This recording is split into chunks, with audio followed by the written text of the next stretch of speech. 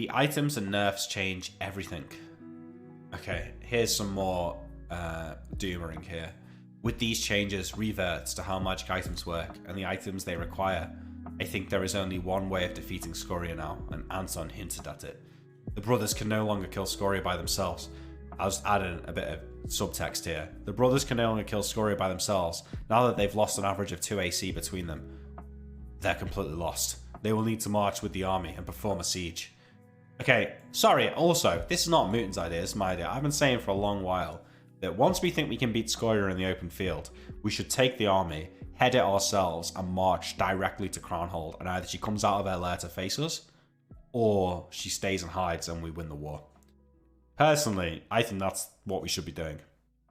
But I've made the argument plenty of times in game and it didn't get a lot of traction. So either directly at Scoria or convince the Mistraeans to aid in the killing of Scoria. They have so many magical items, so much wealth, and so many resources.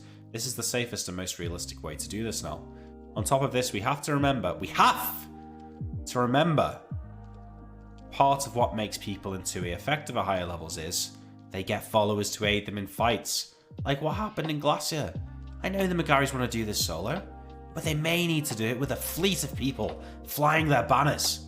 Lastly, think how cool it would be for the brothers to play a bit of military warfare, as well as conquer Mysteria lands, aid in diplomacy, and siege down on this ancient dragon. I am sorry. I am truly sorry.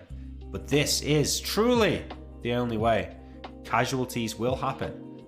They will happen. But that's the risk. Wow. Good. Nice work, Dr. Squish. That's written with a lot of heart in that, a lot of feeling. Unfortunately, I disagree. I don't think that -2 AC is necessarily the be-all and end-all. However, I do agree that marching with the army to Crownhold is the way to engage Scoria. Oh dear. I noticed Koibu called this point of the campaign late mid-game, early late game, which was interesting to me because before these changes, I thought it was just, yeah. I mean, I don't think you can really extrapolate on that too much. I think he's talking about the level that we were playing at. So I think to him, if second edition goes up to 20, then like level 12 is kind of like late mid game or early late game. Destiny said ToS was possible next week. What's your take? I mean, I'm there, yeah. It's I think Neil's back on Monday. So yeah, I think if Destiny can play, I think it's happening.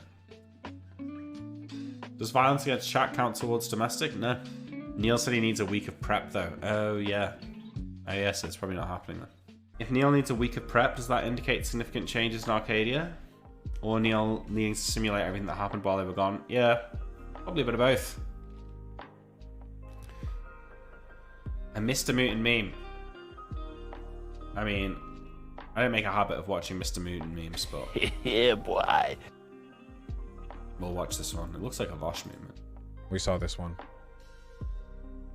Putin reportedly taped his declaration of war on Monday. Yes. Wow, who cares? Fuck hell. Who cares what Vosh said? Did he just misspeak or has he got Mr. Mutant on the mind? Maybe, wait, hang on. Maybe that's the last part of his plan to usurp Destiny. Is to lure Mr. Mutant to his stream. Do you reckon? And soon Mutan's gonna be living in Vosh's building. What happened? Neil needs time to read all the theories of what happened while they were gone so he can pick the best one. Maybe. You never know. Well, I will say, the whole demon invasion through the portal was someone in chat's fault. Who was it? Are you here? You might be here. You've been here in the past. Someone suggested to him that the portal being open might mean the demons come into our world. And then he went from there. So all this talk of like, oh, it's Marco's fault, oh, it's Georg's fault. No. It's one of your fault, one of you lowly chatters. Basically killed Malachi, okay? Okay, I'm sorry to Kobe, but Georg leaving the portal open was wacky. That hundreds, thousands of demons just randomly knew it was open and all that's left. No, it's not, mate, because they have those weird little tuning fork things that point to the nearest portal, don't they? So they would have all known immediately that a portal had opened. Dear Johnny's wife, it is with a heavy heart that I write this letter to you. With my deepest sympathies, I must inform you that Johnny has fallen in battle. He fell most nobly and bravely, whilst defending our party from a beholder attack. Although nothing can alleviate the sorrow that comes with his loss, I wish you to know that he did not die in vain. Due to his sacrifice, we were able to achieve our goal and obtain the necessary artifacts needed to release our kingdom from the dreaded snare of Scoria. Untold numbers of lives will be saved as a result. During our brief time together, he often spoke of his love for you. He truly cherished the time he spent in each other's company. When he proposed to you on that snowy pass to Navarone, chasing each other through the forests of Brokeshire, I can only hope to experience half of the joy in my own life as Johnny did when he expressed these moments to me.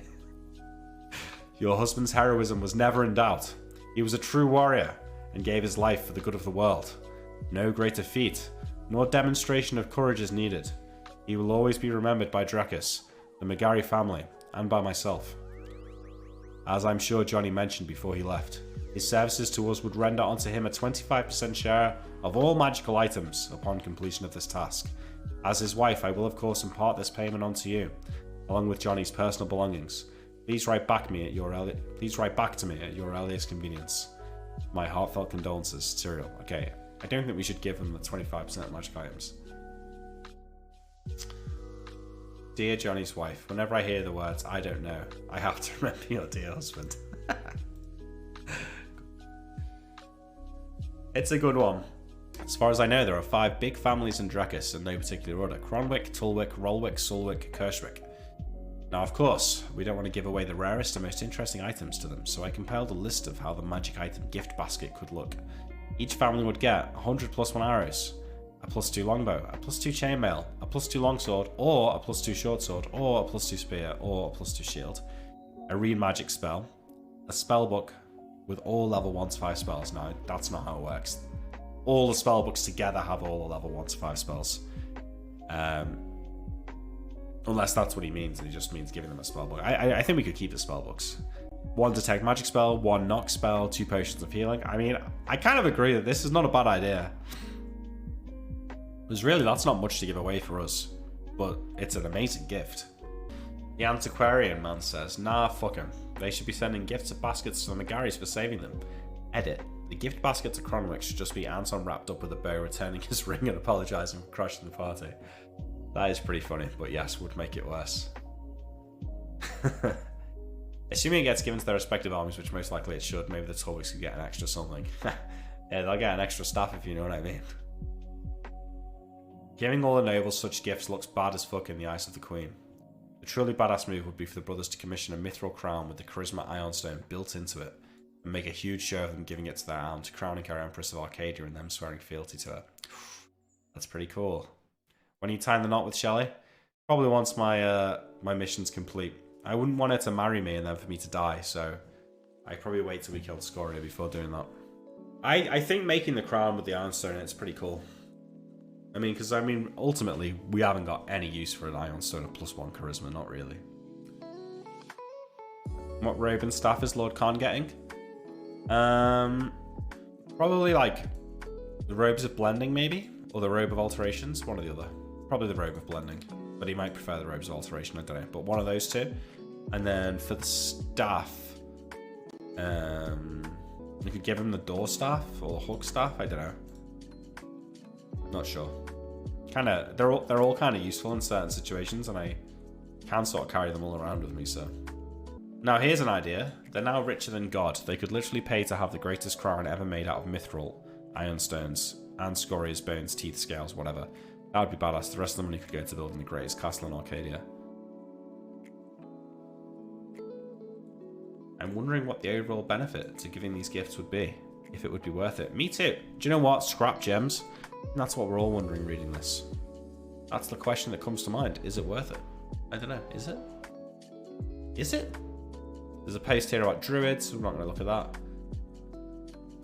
I found something interesting in an old Dicing with Death episode. Interesting, man. It says tag tides of death. Is there a god of the sea in this world or something like that? No. Is there a god of the sea in this world or something like that? No. No, there isn't. No sea god, but there is a sun god. Yeah. No sea god, huh? Mm-hmm. Feel like this world is rife for a octopus cult or something to take ownership of that. In any case, yeah, not to fret. You can see the cogs in his brain working. Neil, you sly dog. Have you considered paying Scoria to fuck off? I actually have, yeah. Here, Scoria, have 1.5 million gold's worth of mithril. Can you leave, please? You need to extract alliance or support promises in return for the gifts, otherwise you're just throwing them away for a thank you. Sort of. I mean, I do see your point, but, you know, sometimes you just give gifts to build goodwill in the hopes of making it easier when you do need to secure an alliance. I mean, and ultimately that stuff has no impact on us to give that away. You will find in multiple rooms complete copies of the 1st to 5th level spells. Yeah, I think he's saying in books across multiple rooms you'll find complete copies of the 1st to 5th level spells. I just think there's a lot of 1st to 5th level spells definitely can't fit in one spell book. So it's multiple spell books for all those spells. Over the years, Neil did allure to a god of the sea, god of hunger, and a red god from time to time, probably the winter gods or remnants of what's left. For Rohi, or better, Telemachy, the something something dragon, and the last ToD episodes, by my theory is that they are a love child of a dragon and a god, taking a unique dragon form. We know that humanoid demigods are basically humans with extreme stats and a spark for greatness. A dragon demigod would be a very powerful dragon with potentially aging into even greater power. Would explain why they can bestow spells like a god, but their sphere of influence is limited. Would also explain that their holy symbol has no proper form, i.e. not there yet regarding godhood. Additionally, it would explain why the gods hate Telemachy for probably being the only mortal that could potentially rival a god, plus someone had to be from a non-mortal parent. Would also explain why Anton says 2 eyes surrounded by darkness as he asked to see the last resurrection.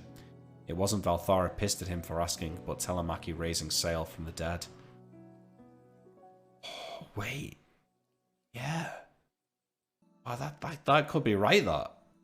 Wasn't that what everyone thought? I don't think so. I thought it was like a warning. Yeah, like regular Sage says under here. I always read those eyes as more of a meta thing, warning Moot that he needs to stop spare the moment time pooling random shit. That's how I read it too. Like Moot was asking for Koibu come up with an answer on the fly to a question that doesn't matter at all for the immediate campaign but has a huge ramification for the world and the DM. Neil is so unbelievably cracked as a DM, but like that's the kind of question you just can't come up with a satisfactory answer to off the dome, and a bad answer cheapens the world and its mystery, i.e. it's a total lose-lose. However, it does kind of fit Sail's resurrection, and that would be some 5-head ultra perky shit, but I just think it's a little too 5D. Was Tides even announced back then? I've seen most of the main campaigns since like the Hardcore Heroes era, but I've not heard of any demigods in the setting. Does anyone remember any? Todd is in the future, yeah. Wait, no, it's not. It's kind of in the past, right? It's just when the demons were arriving in Arcadia. Neil does some absolutely insane 5-head plays, seeding tiny ideas many years ago. The entire endgame of Frofro was hinted at by Neil 3 years before in one of the Misclick shows. Overall, most of the Misclicks campaigns had pretty interesting hints and plot points that got picked up later on. The only demigods we've seen on screen were in the PCs in the Misclicks demigods, which were all kids of Reluna, the goddess of passion. Wait, who or what is Telemachy and Sail? Okay, yeah. Do you think spells like Solipsism and Time Pool break campaigns in which there is a multi-campaign lore and timeline? Maybe. Not Solipsism. I think Time Pool. I think the way Anton was using Time Pool has some real dangers. I think it should be... Well, you can't blame him because it's the wording of the spell, but I think there should be more of a... You should have more responsibility when using it. Like, it should feel like the cost to using it is higher. Like, maybe you can only cast it, like, once a week or something. How does the Shadow Dragon stack up to someone like Scoria? Better magic, better AC, but much, much less powerful breath weapon. The escape from the Shadow Dragon was super tense. Yeah, that was one of my favorite moments in Hardcore Heroes, actually. That was when roleplay goes too far. You try and do something edgy for the roleplay, and you almost get your character killed. Is the Shadow Dragon a Neil creation or it's in the player's handbook? It's in the player's handbook. You can see it. There was once upon a time, let me give you a little bit of Neil lore. There was a guy, in fact, we might even be able to find the thread. Hang on.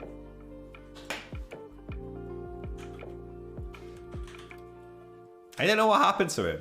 I used to speak to this guy a lot. There he is on Discord. I used to speak to him a lot. His name was Eben, and he fucking predicted the Shadow Dragon in this post. He was talking about it on Discord for longer than this, but my boy predicted it. God, look how far the subreddit's come. 6 upvotes for this with 9 comments. But he called it, and it was a Shadow Dragon. And I believed him, and then Neil tricked me into disbelieving. And then I risked going there again and almost got killed by the dragon. Then at one point I knew was there. I think we're done with the Tombs of Scoria Reddit recap here, but I'll just read this as well. Hi, really enjoying ToD and finally caught up on everything a couple of weeks ago after finding Kobe's work through Destiny being in ToS. Does anyone have links to the players giving more full character descriptions, or could the cast give a more full picture? I'll join Patreon to ask for if it necessary. I paint miniatures as a small side business. I would love to paint minis of the crew. Something about their campaign has really just caught my interest. I'd even be willing to send them along to the EU cast if they would like them. Unfortunately, it would cost €50 to send them from Belgium to the USA with tracking. My one problem is that some of the descriptions are a bit sparse, or I'd have to make a colour choice in clothing that's very different from what they imagined. Currently, I know that Archie is very big, shaved head, brass knuckles, and that he probably has a poorly tattooed B in front of his Archie tattoo. But there are a few things like, does he prefer a clean-shaven face? He's big, but is he like a powerlifter with a bulging core, or like a bodybuilder? For John, does he wear cloths with bright colours, or does he wear a normal brown coat, etc., and just have his fancy feather? Artworks with these sort of things that the cast like would also be really useful. Damn, that's cool as fuck. On the wiki there is artwork of John and Archie, but there's only fan art to the player. As you said, Nilrim is basically now a ring wraith. Didn't realise how badass John looked.